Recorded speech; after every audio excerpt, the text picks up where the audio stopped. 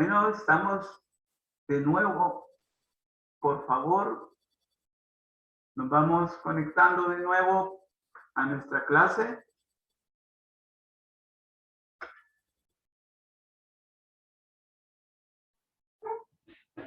Les quería recordar de que este día vamos a tener el corto evaluado. Y va a abarcar la clase esta que estamos desarrollando, pero también la clase anterior.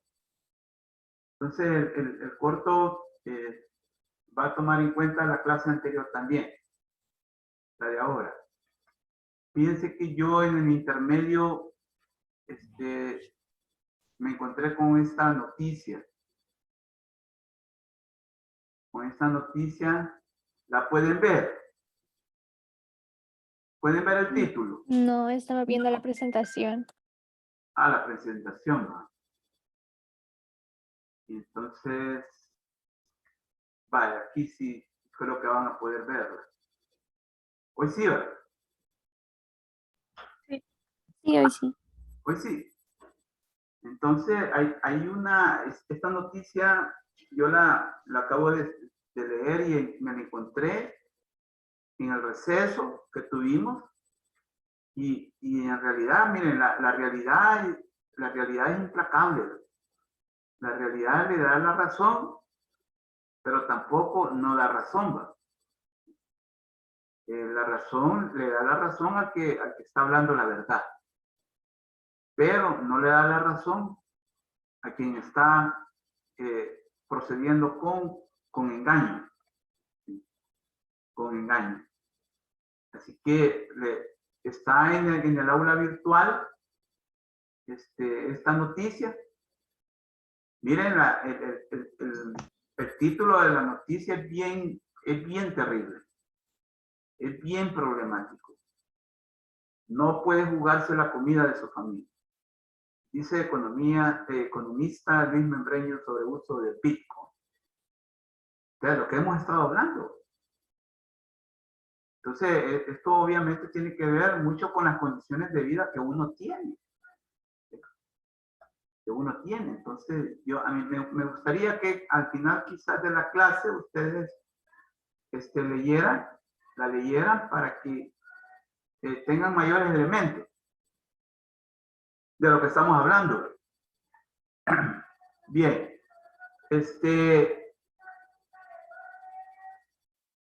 estábamos hablando pues de los efectos psicosociales, económicos de la situación pandémica y de lo que está provocando la situación pandémica. Es bien complicado, vieran, porque yo no puedo decir que el Bitcoin es un efecto de la pandemia. Es que esto del Bitcoin, esto tiene más preguntas que respuestas.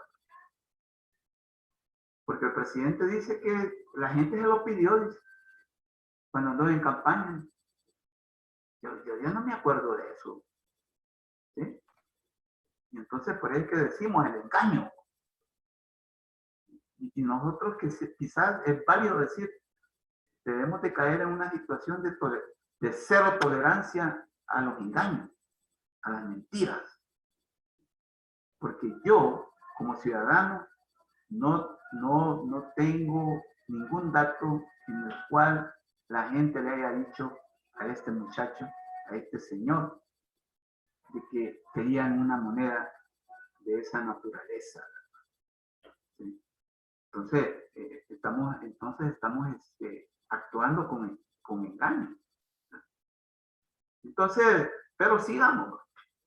Y la situación señalada anteriormente es adversa.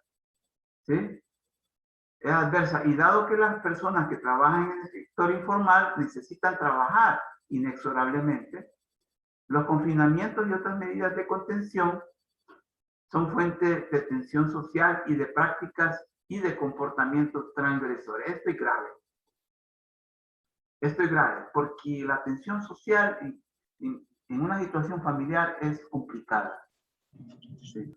y más si son familias numerosas. Más si hay bastante miembros en edad infantil, ¿sí? Y la tensión social se vuelve insoportable.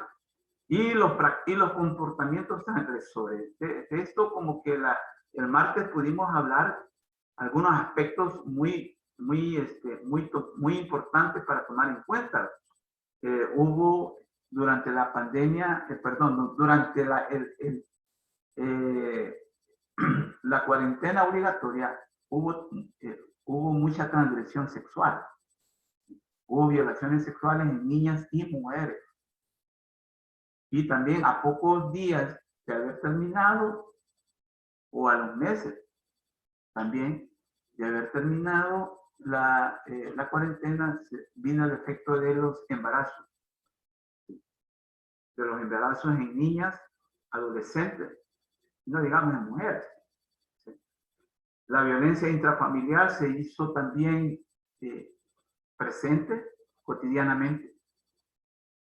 Repito, ustedes, no sé, podrían estar también en una situación o pudieron haber experimentado alguna situación de esta. Entonces, la violencia intrafamiliar, el maltrato de género, el maltrato infantil, el abuso sexual a mujeres, niñas y adolescentes trajo como consecuencia embarazos no deseados.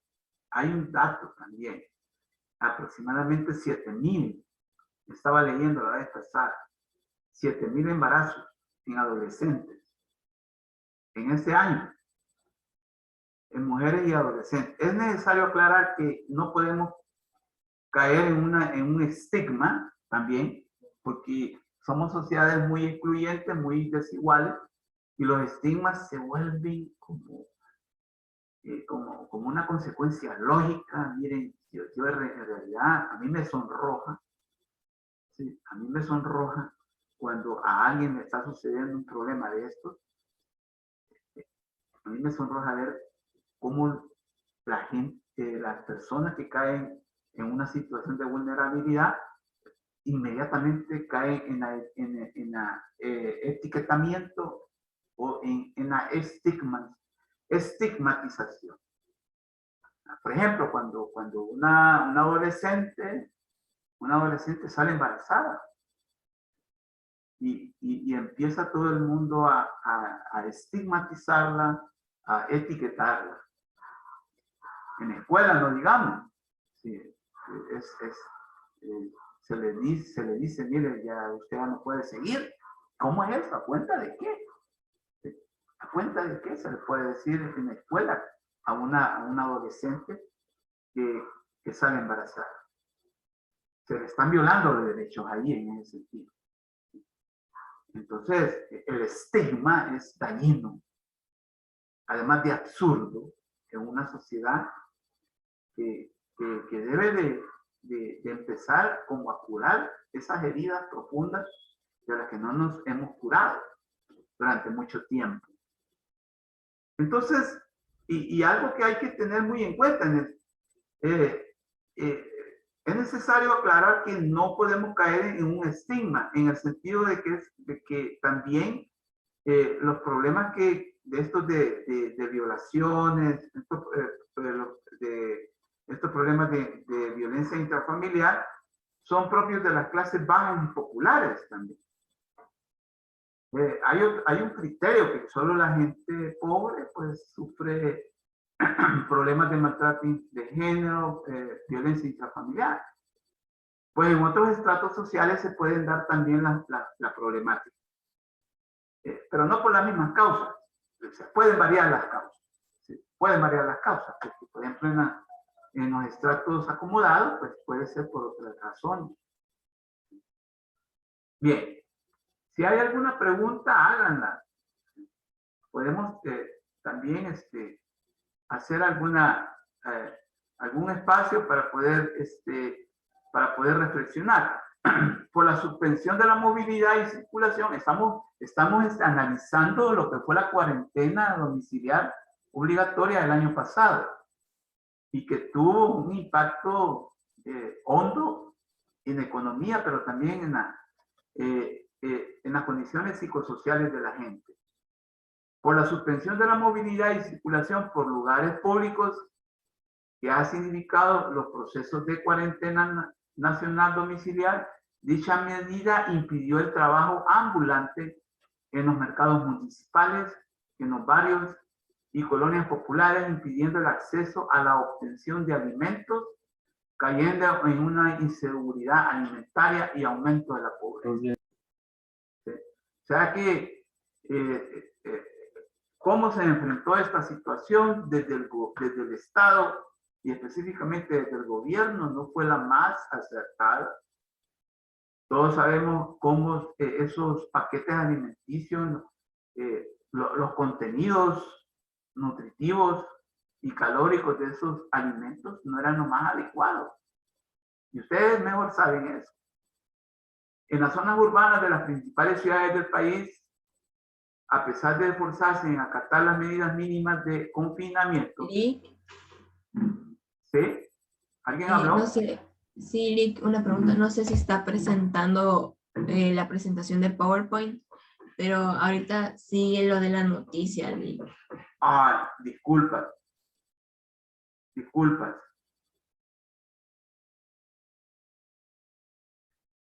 Hoy sí, ¿verdad? Hoy sí. Sí, Lick, hoy sí. Bueno, disculpe, no me había percatado del movimiento que tenía que hacer. Bien, entonces siempre estamos en las condiciones, en los efectos que hubo en la población. Mire, en realidad, como sociología nos importa mucho. Claro, la economía es muy importante. Cómo funciona, cuáles son los procesos a que le da lugar, pero también es muy importante los efectos en las relaciones sociales cotidianas de las personas, de las familias, de las comunidades. Y eso es lo que estamos viendo. Entonces, esto es lo que estamos identificando. La movilidad y la circulación de la gente se vio mermada y se vio vetada.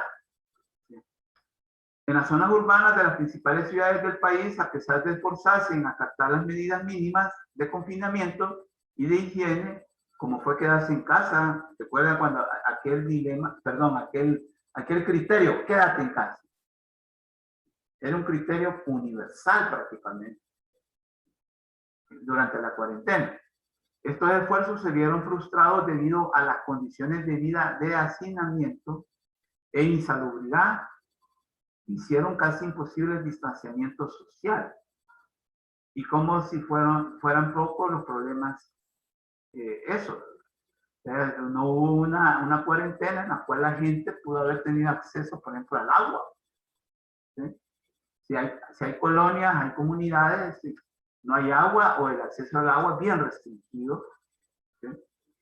Las condiciones de hacinamiento también fuertes, muy problemáticas, de que no podía haber pues un verdadero distanciamiento físico, le llamo yo.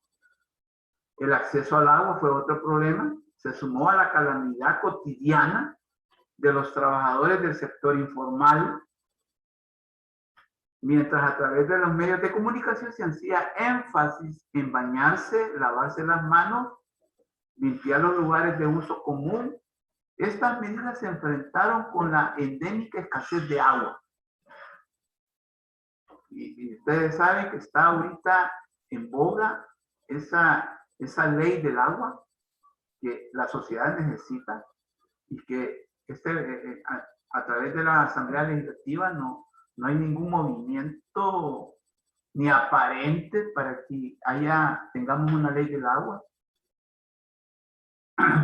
Entonces, vemos pues que también el acceso al agua fue un problema bastante serio. En el área rural, la problemática de los efectos del COVID también se hicieron sentir, ¿verdad? Sobre los trabajadores informales se tradujo en una falta de información de cómo prevenir y por lo tanto un total descuido del acatamiento de las medidas mínimas de higiene. en sus lugares de trabajo, que muchas veces son sus viviendas.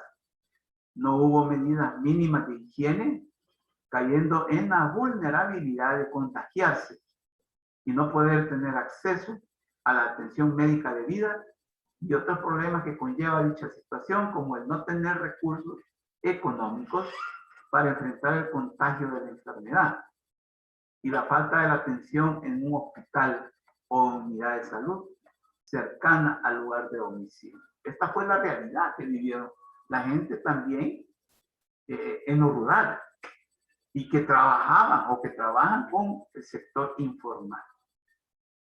Bien. La idea fundamental ahora es ver que la economía como una dimensión importante en la vida de los seres humanos está llena de tejidos. Es más, la economía, en términos generales, es un tejido social. Es un entramado de tejidos, entonces.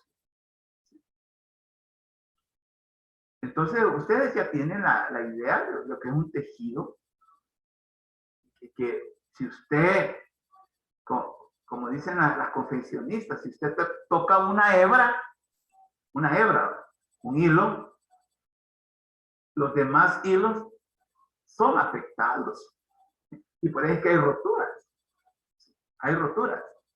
Entonces, nosotros en sociología vemos a la economía como un tejido social y con fibras muy sensibles, ¿sí?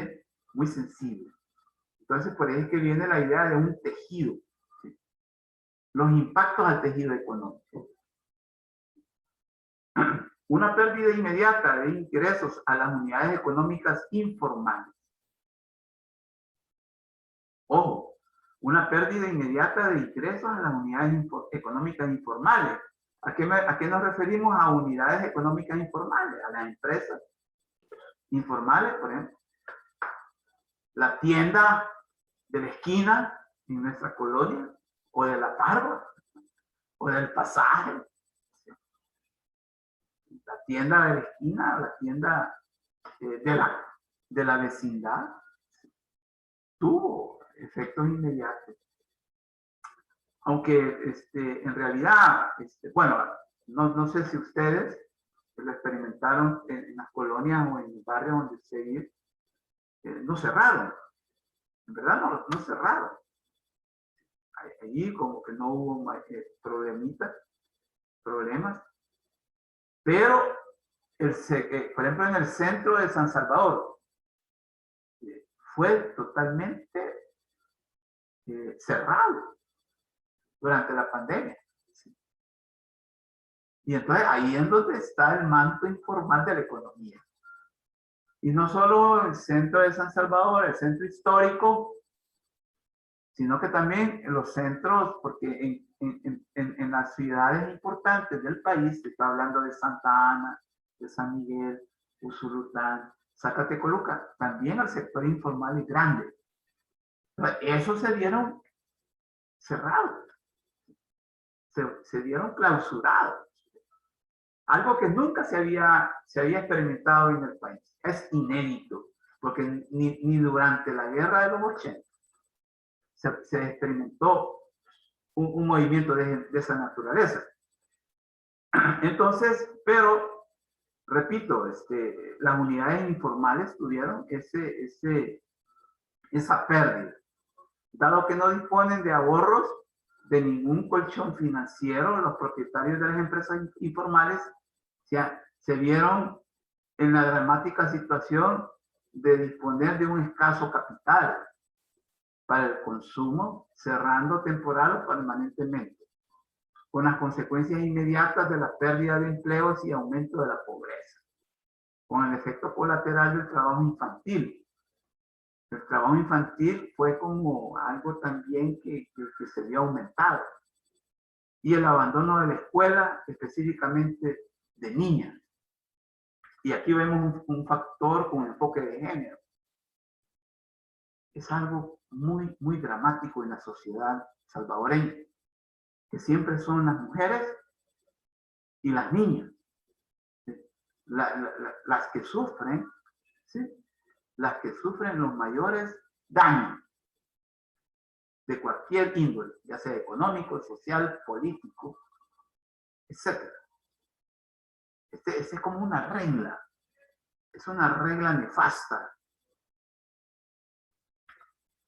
La expansión de la economía informal tras el colapso financiero y el cierre permanente de las microempresas y las pequeñas y medianas empresas del sector formal, y que ha desencadenado en un aumento sin precedentes del desempleo y subempleo. ¿Sí? Entonces, hubo empresas formales que cerraron. Empresas que ya no continuaron, cerraron. Cerraron en el cierre de la economía declarado, ¿sí? Y entonces ya no volvieron a abrir. Y parece que decimos la primera idea esta, la expansión de la economía informal tras el colapso financiero y el cierre permanente de las microempresas y las pequeñas y medianas empresas del sector formal.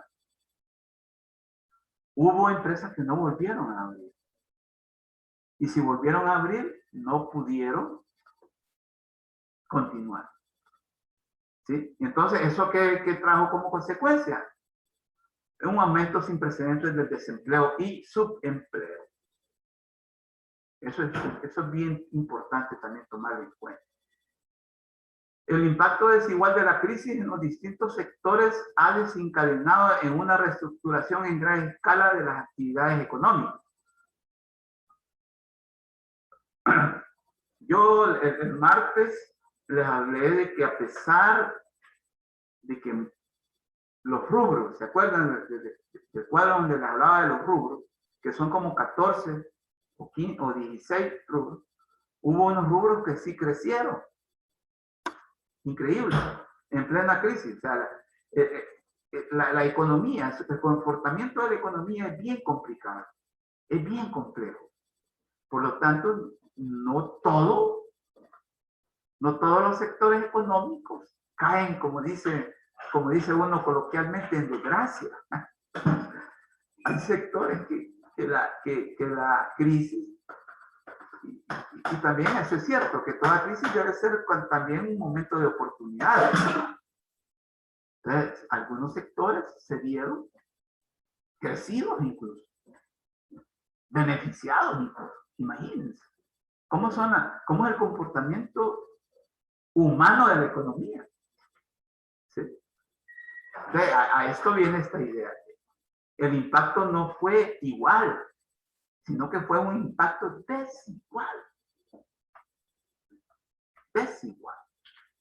Entonces, yo esta semana pues quería pues explicarles pues y plantearles esta situación.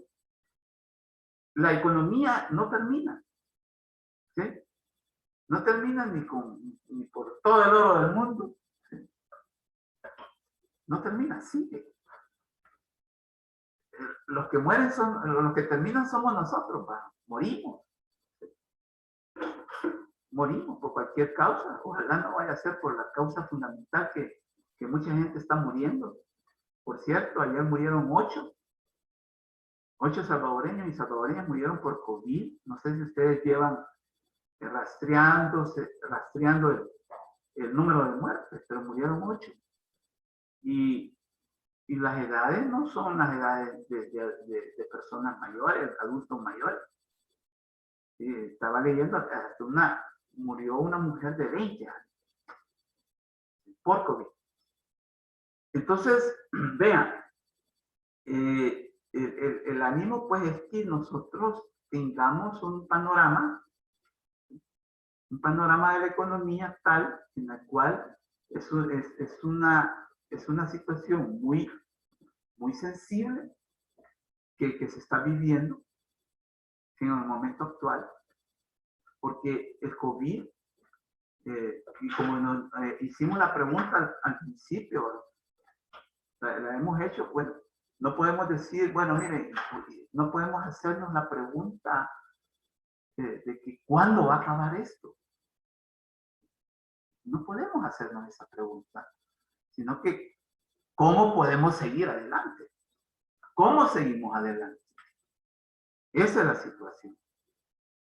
¿Sí? No, bueno, una compañera me dijo, por ejemplo, cuando entramos al receso, me envió vía WhatsApp, pues, como un mensaje que ella tenía que irse a vacunar, porque a las 10 le tocaba irse a poner, pero no sé si la primera o la segunda dosis. Uno no puede estar impidiendo que la gente viva, ¿va? Entonces, váyase de acuerdo, ¿verdad? Sí. Me imagino que ustedes también están en la misma situación, ¿verdad? Si queremos cuidar y cuidarnos, tenemos que seguir adelante con todas las medidas biosociosanitarias para que podamos nosotros ser realistas y poder transformar esta realidad, obviamente. A ver, hay un alto grado de responsabilidad nuestra, ¿sí? Pero también hay un alto grado de responsabilidad de los entendidos en la materia. Entonces hay una responsabilidad compartida que no podemos soslayar, no podemos evadir.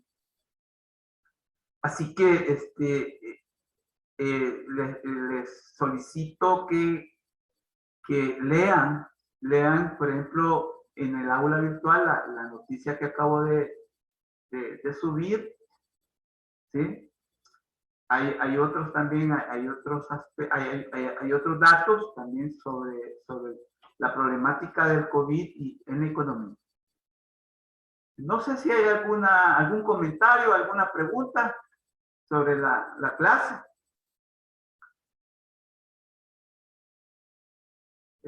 ¿Se entendió el problema? ¿Sí? ¿Ha quedado claro? Taura. Claro. Moisés, Taura. Sergio Montalvo, ¿qué nos puedes decir? Pues está claro, Está claro. hay cosas que se puedan decir, ¿verdad? Pero es parte de la, ¿cómo decirle? Discusión. Ajá.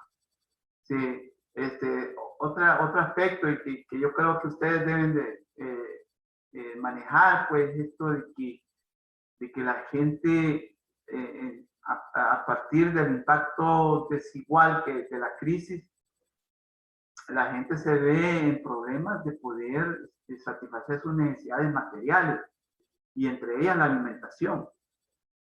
¿Sí? La alimentación. Va a haber un momento, va a haber una clase en la que vamos a ver todos esos problemas. De hecho, hay un tema que se llama el impacto del COVID en lo cultural.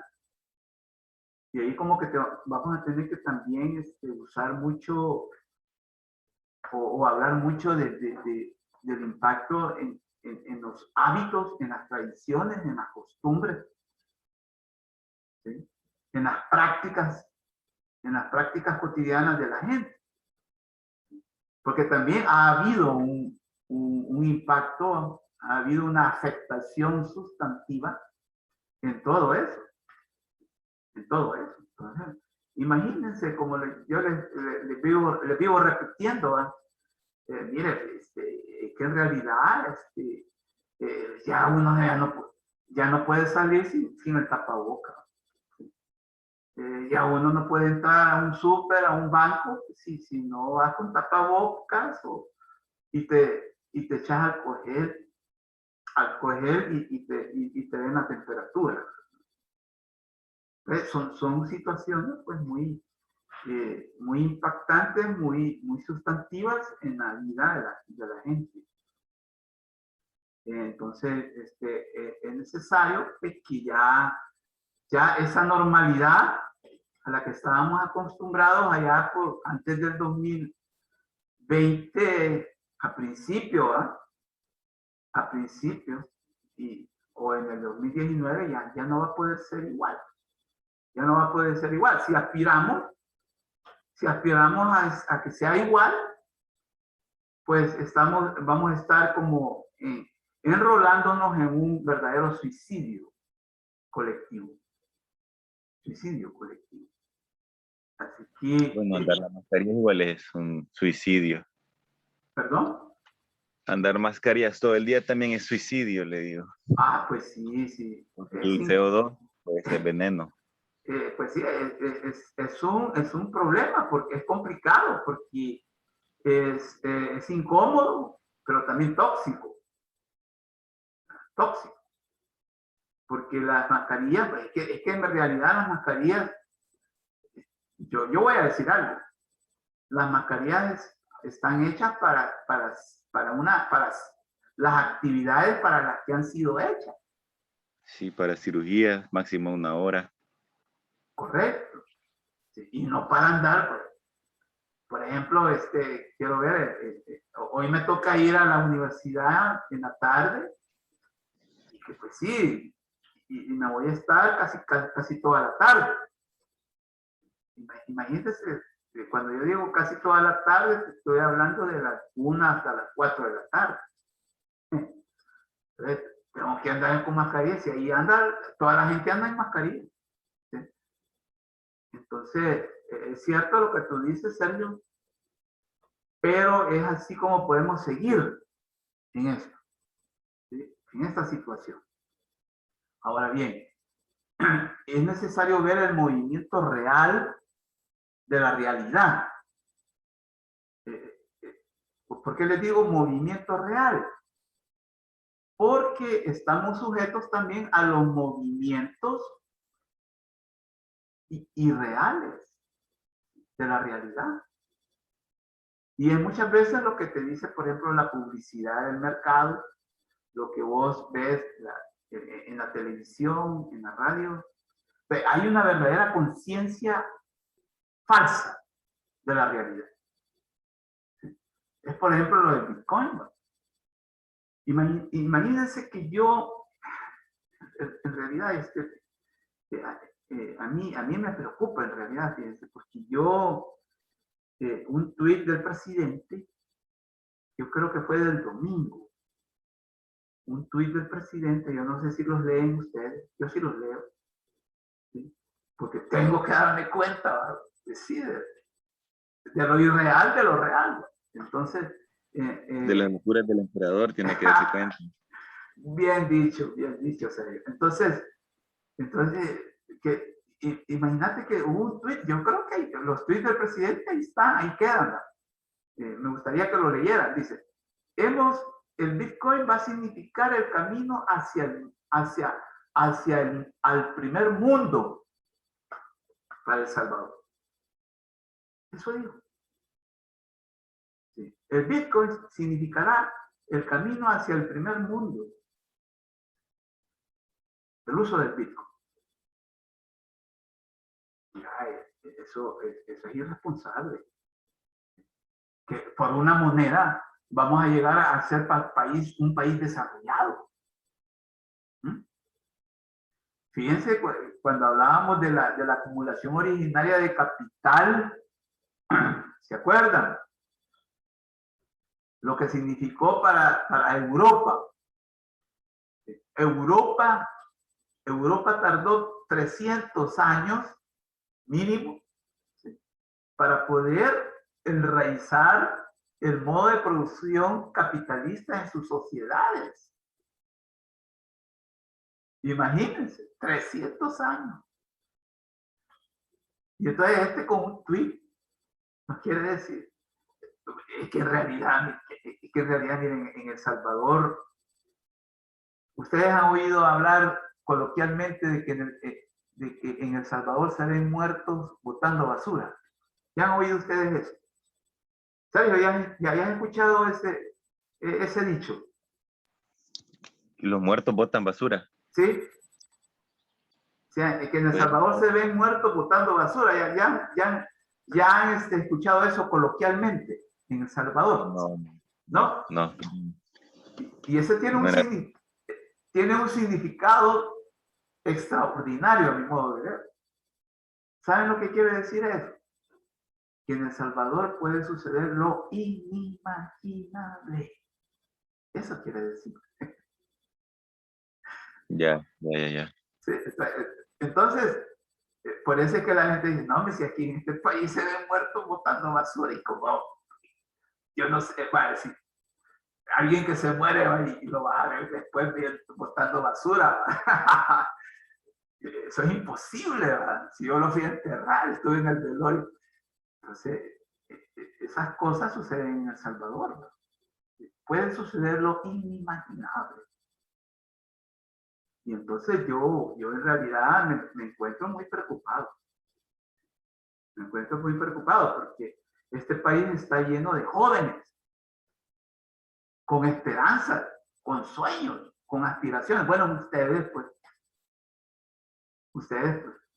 Y entonces a mí me sonroja porque como sociedad a ustedes no estamos a la altura como sociedad y también como personas, como ciudadanos que también ya hemos vivido situaciones en este país y que no nos estamos configurando a la altura de las necesidades que ustedes tienen. Porque algo que yo siempre lo voy a manifestar. En El Salvador tenemos una gran deuda pendiente con los jóvenes. Con los jóvenes, por no decir una deuda aplazada. Estoy de acuerdo. Y entonces yo incluso me baño en ese chorro. ¿Por qué? Porque no les hemos dado apoyo y respeto. Son dos variables. No ha habido apoyo y tampoco ha habido respeto. Por favor, yo quisiera plantearles la situación. En este país, por no darles apoyo, por no darles respeto a ustedes, jóvenes, es que también tenemos el problema de la violencia. Las maras. Tú ya dijiste una forma de organizarse, que son las maras. Entonces, por no darle apoyo y respeto a nuestros jóvenes, ellos lo buscan en otras partes, en otras estructuras sociales. Porque quiera sí o no, son estructuras sociales, Sergio. Sí. ¿Sí?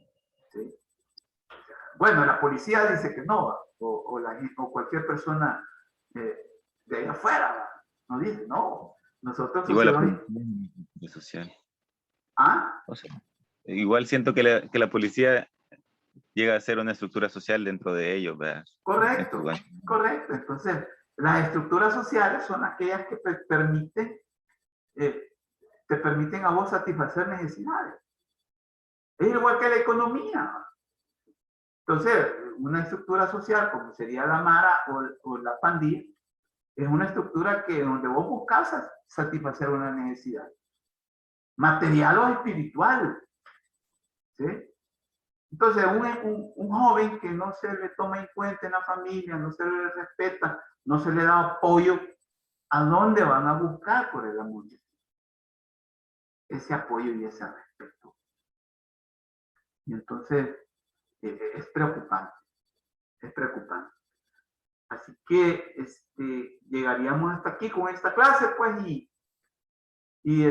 no se olviden de hacer el corto. El corto lo van a poder hacer a partir de las 12 del mediodía hasta las 12 de la medianoche. Para los que trabajan, ¿verdad? Muchas gracias. No sé si hay alguna inquietud, algún comentario más en lo que nos queda. No, ¿verdad? Bueno, por mi parte, les agradezco el espacio y nos vemos la otra semana. ¿De acuerdo? Gracias, Lick. Bueno. Listo. Gracias, Liz. Estamos. Bueno, Gracias, Liz. adiós, mucho gusto. Gracias. Mucho gusto.